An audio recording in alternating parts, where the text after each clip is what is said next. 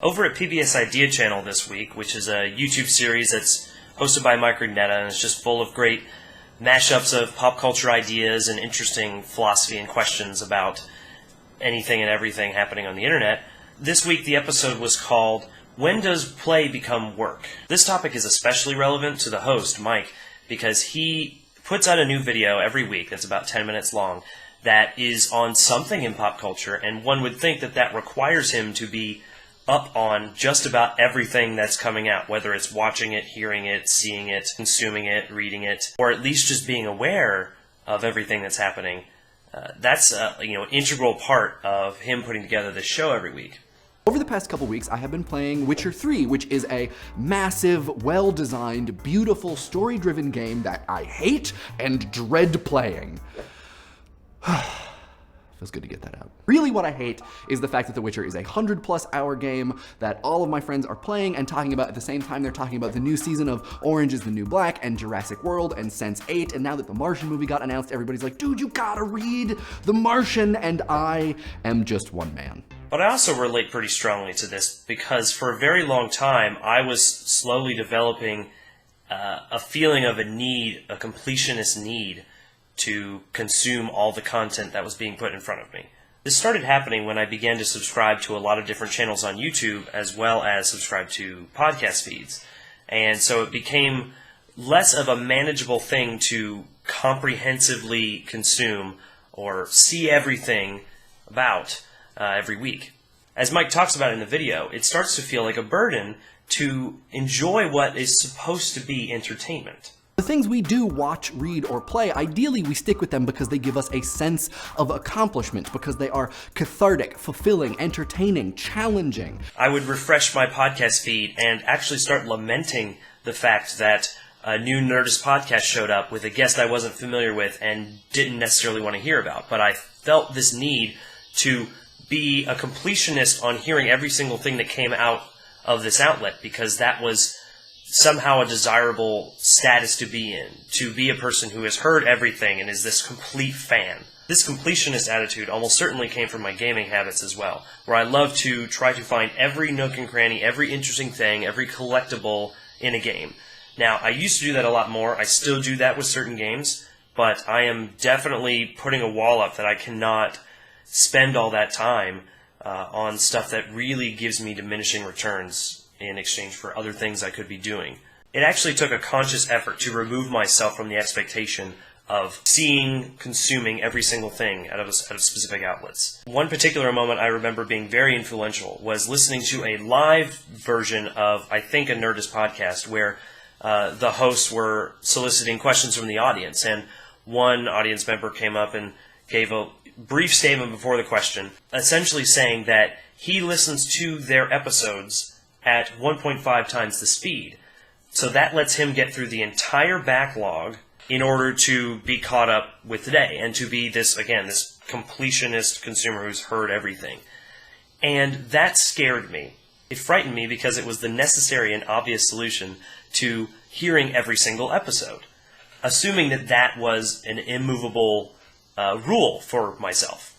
But it felt so wrong, so counterintuitive to, on the one hand, the goal being to enjoy a podcast, to enjoy listening to it and get the jokes and the humor and enjoy the people that are talking on it, but at the same time needing to rush through it to finish it, as if that's some equally important goal. It was this moment that really started to highlight the contrast between my need to see and hear everything and actually enjoying stuff. And so that was a point where I started to willfully not listen to certain episodes that I didn't have a strong interest in.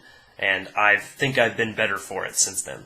And if you spend any amount of time on the internet, the expectation that you be at least familiar with a fair amount of it is always present. It's interesting to try to make more tangible what the FOMO is, what the fear of missing out really is, on not seeing every episode of a YouTube series, watching this TV show everybody's watching, or listening to all these podcast episodes. I think what it has to do with is being able to get all the jokes, all the references, and appreciate everything that the person or the creators are trying to do. Of course, it's also this tremendous social pressure to be a part of the conversation and be able to converse and be socially literate with all the people around you. But I made the personal assessment that the dedication required to do that for just about everything that I enjoyed wasn't worth it and it wasn't sustainable. So I still do that for certain things that are manageable, but there are plenty of others where I found that by skipping episodes, by not following something to its ultimate conclusion, I was still able to appreciate it, enjoy it, talk about it, be culturally versed, without missing out on a whole lot. Now, like I said, gaming was probably the first manifestation of this, but it is definitely something I still struggle with there, because the allure of the achievement is really strong. Ever since the introduction of those, this permanent marker on your account on Xbox Live or Steam or the PlayStation Network that signifies like you have accomplished this thing in this game that will forever be recorded and won't be gone when you pull out the cartridge, take out the CD, delete the game. That idea of a permanent record is tempting to want to fill out complete. This is all part of a larger discussion about the length of games overall and whether we need to have all these side quests and padding around the edges to increase game length because some people feel the need to justify their purchase with a certain number of hours in playing a game. So I've been trying to do better mental math or internal calculus to find out, am I getting as much as I want to out of this experience in the 12th hour, in the 50th hour, compared to if I moved on to something else, if I was caught up on my comic books, if I practiced guitar, if I went outside. Would I get significantly more benefit out of that than the personal satisfaction of getting that really difficult achievement in that game, or listening to everything in this series, or finishing this season? It's worth mentioning that Twitter has become something that conditions all of its users to no longer be so concerned about consuming every single thing that's being generated. After you're following over a dozen, 100 people, it's simply impossible to see every single thing that's coming out from every different outlet. It's just something that you come on, appreciate some things, and then leave.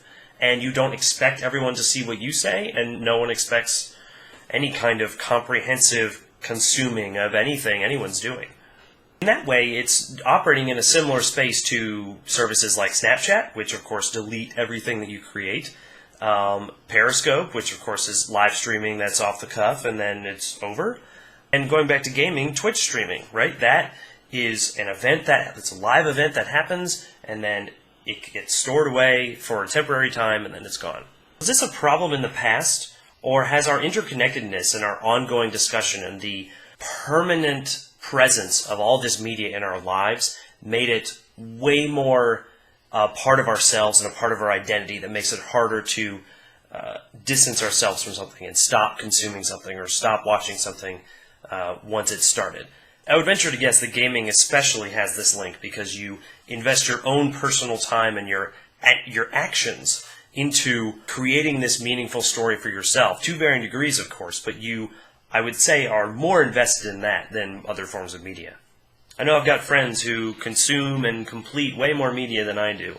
I'm really curious if people who watch this have felt that urge or the need for this balance between completing stuff and simply enjoying it until you are no longer enjoying it enough.